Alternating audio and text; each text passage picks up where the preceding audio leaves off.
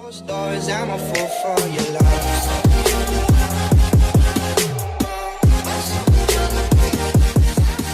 Yo, Rest fam, what's going on? Welcome back to episode number 30 of the Pittsburgh Pirates franchise series. 30 episodes, and we have still not won a World Series. That's embarrassing, I know. But, hey, this team's a little bit harder to do so. I feel like we have a team that could potentially do it and can actually be able to do it this season. We just got to work for it, man. We just got to work for it a little bit harder.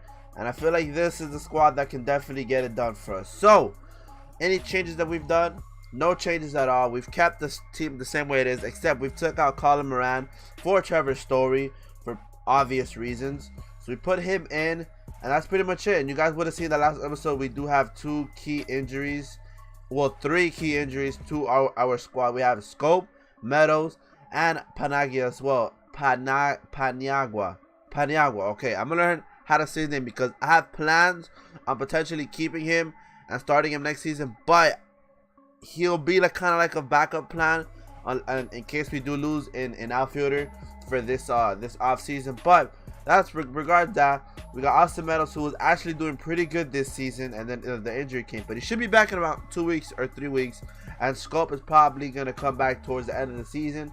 So yeah, even if then we have, you know, if we added Meadows for let's see with no DH, if we add Meadows for potentially Jason, obviously for Jason Martin, this outfield and offense would be absolutely stacked. So Corey Dickerson's up to a 90 overall now.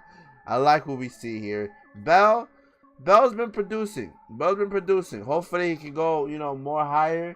But hey, I'm happy with what Bell's doing. Profar's been doing bits this season. I love what Profar has been doing as well.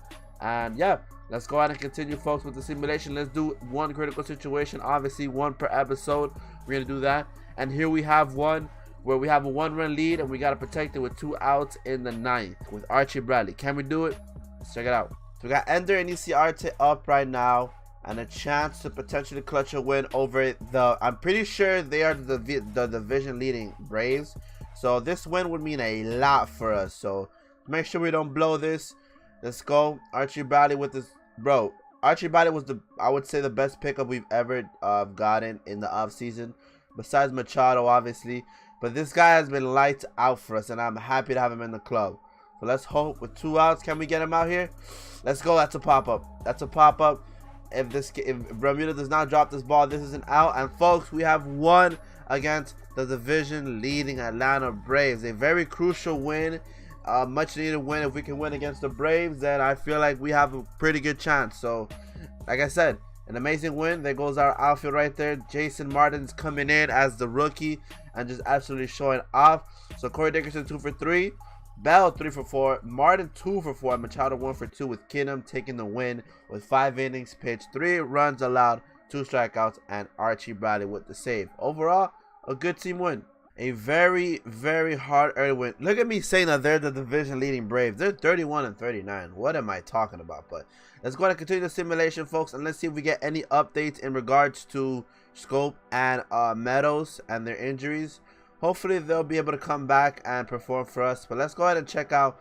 So it looks like we still have them injured. There should be about a week or so, but Meadows should be back in about a couple days. So let's see if he actually does come back and is able to go ahead and take Martin's spot. Man, Martin has not been doing bad. Martin has definitely come up when needed and has performed when he needed to as well. 313, not hitting bad. He could potentially replace Eli Diaz in the bench. I'll probably do that move and just switch over Eli Diaz for Jason Martins and just have him there on the bench for the postseason. But yeah, Hunter Strickland, from what I hear, as well, as having himself an amazing season. 3.09, not bad honestly. As a closer, you don't really want to look at the ERA too much. The ERA shouldn't be that big, or shouldn't be held to that big of a standard. But hey, let's go and check our rotation. Jason Todd 84 with the 2.48. Syndergaard has been slowing down, 7-1 with a 3.21. If that's him slowing down, then that's scary. Musgrove has been heating up, turning into an old self, 9-3 with a 3.87. The ERA could be better, but hey, we'll work on that. Kinham 7-5, 4.63, and our worst pitcher 3-8 with the 580 and Steven Matz. But what we're actually gonna do is Steven Matz. I don't think you're gonna be here for I think you're gonna be here longer. So Steven Matz, he could potentially be replaced by Nathan Eovaldi, and that's exactly what we're gonna do. We're gonna actually move Steven Matz down to AAA, and we're gonna call up Nathan Eovaldi and put him into that starting position.